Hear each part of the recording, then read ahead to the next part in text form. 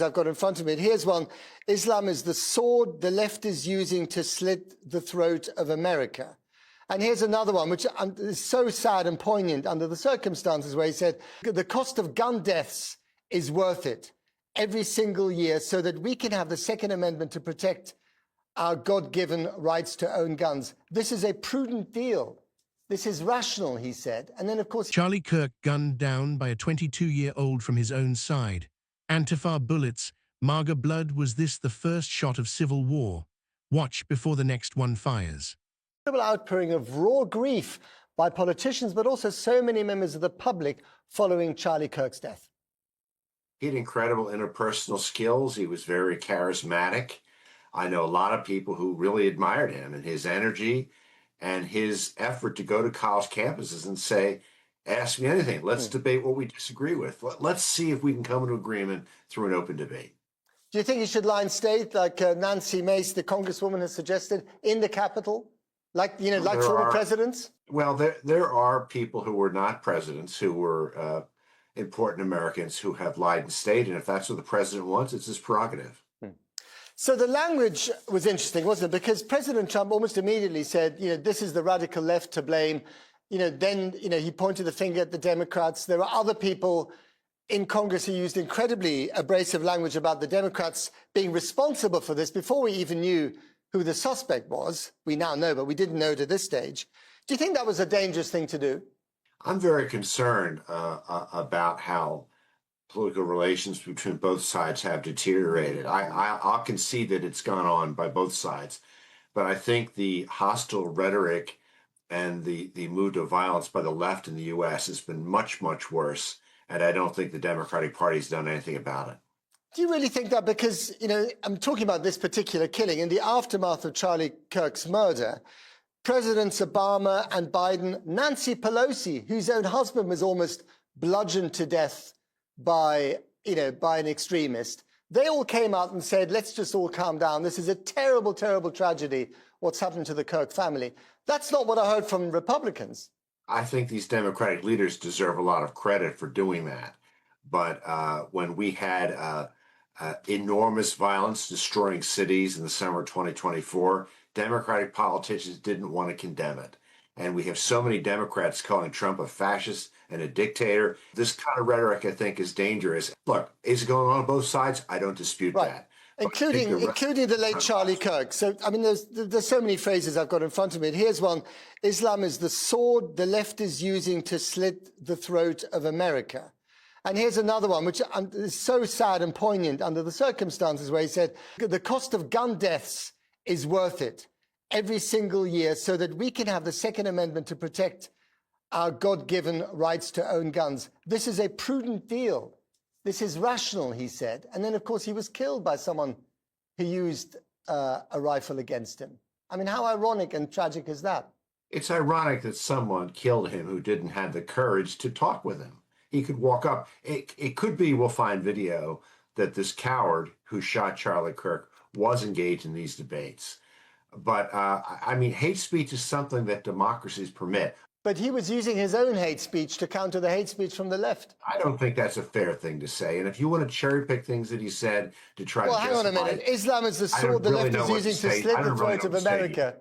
I mean, you know, there are some pretty abrasive comments out there, and I don't think he would be hiding from them. I just want to ask you finally, if I may, I mean, when we get to a stage where, you know, you have this amount of, you know, raw grief and raw anger about the death of one man, like poor Charlie Kirk, you know, and people are talking about civil war, and then you put into the mix 50 million arms in private hands. I mean, America seems to be in a dangerous place at the moment. Would you agree with that or not? No, I don't think people are talking about civil war. You read my article on American Greatness. I'm hoping that Charlie Kirk will inspire other Charlie Kirks to promote freedom of expression on college campuses and drive out radical professors. That's where I think this is going. His movement to mobilize conservative students on campus, that's what I think will get a boost from his martyrdom.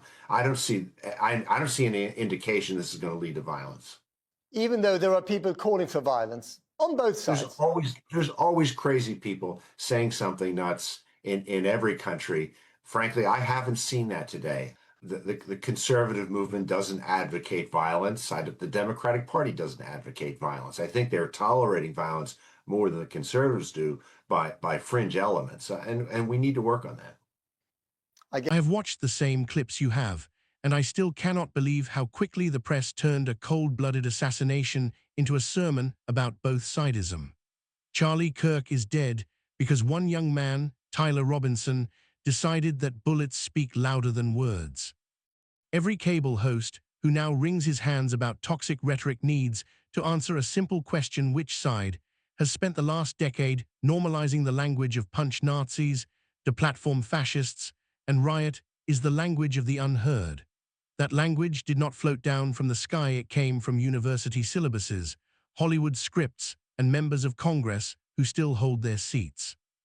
If we are going to talk about watershed moments, let us start by admitting that the watershed already happened. It was called the summer of 2020, when city after city burned, 12 people were shot dead, and the same commentators told us that property can be rebuilt. The only thing that changed this week is that the body on the ground wore a MAGA wristband. Robinson is not a mysterious figure. He is the direct product of a culture that tells white, middle-class boys that they carry original sin for being male and straight, then offers them no forgiveness, only permanent guilt. Is it any wonder that a subset of those boys looks for a new identity in the darkest corners of the internet? The same professors who drone on about toxic masculinity act shocked when a 22-year-old who was told he was worthless decides to prove them right. The press keeps saying no manifesto, yet the manifesto is everywhere. Every anti-white TikTok that racks up 10 million likes, every op-ed that calls rural Utah the American Taliban, every late-night host who jokes about erasing the founding stock of the country. If you pump that into a young mind already drenched in SSRIs and social media dopamine, do not feign shock when the outcome is nihilism wrapped in a Chi t-shirt. I keep hearing that the bullet casing carried an anti-fascist slogan. That is not a detail, it is the smoking gun. Antifa is not an idea, it is a network with nodes in every major Anglo country. In the UK, its flags show up at every pro-Palestine march, and in the US, it raises money through encrypted apps and shell NGOs. The same week Kirk was murdered, 3 Antifa accounts on X were openly fundraising for defense funds while still active on the platform. Try running a Christian crowdfunding page for a baker who won't bake a transition cake and see how fast Stripe pulls the plug. The double standard is the point. The corporate left wants a monopoly on street violence, and they almost got it until Robinson pulled the trigger. Now they need to memory hole the ideology on the casing because it breaks the fairy tale that only the far right produces killers. Let us talk about those guns the media suddenly loves to hate. Utah has some of the loosest gun laws in the union, yet its homicide rate is half that of Chicago, where the laws are the strictest. The rifle Robinson used was legally transferred, background check and all. The problem was never the tool, it was the heart. A century ago, British boys the same age carried rifles to school on the train so they could shoot rabbits on the way home. They did not shoot MPs on the village green because they were raised on Kipling, not Kendi. The variable that changed is moral formation, not magazine capacity. Every time a conservative says that, the reply is, but other countries don't have this problem. Really? Look at Sweden, where grenade attacks in migrant suburbs are now routine, or France, where teachers are beheaded in broad daylight. Both countries have draconian gun laws, yet somehow violence still blooms wherever multiculturalism is sown. The common denominator is not the Second Amendment, it is the collapse of shared identity. The part that enrages me most is the pearl clutching about revenge. Show me the mainstream conservative who called for riots. You will find none.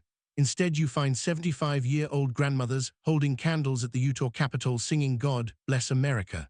Meanwhile, the same FBI that still has not charged anyone for the 2020 firebombing of a federal courthouse in Portland is now warning about right-wing retaliation. The bureau that put grandmothers on the domestic terror list for walking into the Capitol on January 6 wants us to believe that the real threat is a teenage shitposter with a Pepe avatar. The asymmetry is staggering. When a Bernie bro shot Steve Scalise, we were told not to politicize the event within 24 hours. When a trans shooter murders Christian children in Nashville, the manifesto is buried for months. But when a registered independent with Antifa graffiti murders Charlie Kirk, The headline is "Both sides must cool down." No, one side has a violence problem, and it is not the side that still says, "Let's vote harder in 2026. Here is the truth. No one on the BBC will say Charlie Kirk's real crime was not provocation, it was effectiveness. He took the message of national pride, border control, and merit-based success onto campuses where such views were declared hate speech, and he won converts. Every time a freshman walked away saying, "Actually, I like free markets," the campus left lost a potential foot soldier for the revolution. That could not be allowed to stand. So they smeared him as a white nationalist. He dates a Hispanic woman. As a fascist, he hosts black conservatives every week, and finally as fair game. The same playbook is already being wheeled out in Britain. When Nigel Farage tried to hold rallies during the election, milkshakes turned to bricks. When he wins Clacton, The Guardian calls it the return of populist darkness. The goal is identical: make the expression of right-wing views so costly that normal people self-censor. I do not want to hear another lecture about tone from people who cheered on a sum of kill the Bill riots in Bristol. I do not want to hear about gun culture from commentators who hire armed security for their book tour. And I certainly do not want to hear about Hebrews 12:14 pursue peace with all men from bishops who invite pro-Hamas imams to pray in their cathedrals. The time for kumbaya is over. The right tried unity, we got kicked in the teeth. We tried debate, we got deplatformed. We tried elections, they were called illegitimate. Now one of ours is in a coffin, and the same people who spent years screaming punch a Nazi want to muzzle our grief. Sorry, not happening. What comes next is not retaliation, it is reinforcement. Every young conservative who watched that video and felt a chill down his spine needs to triple his efforts: join the local party, run for school board, learn first aid, build parallel institutions, and yes, learn to shoot straight. The movement Charlie Kirk built did not die with him, it was baptized by blood. The left wants a world where waving the Union Jack or the Stars and Stripes is a hate crime. The only answer is to wave it louder. If they call that escalation, so be it.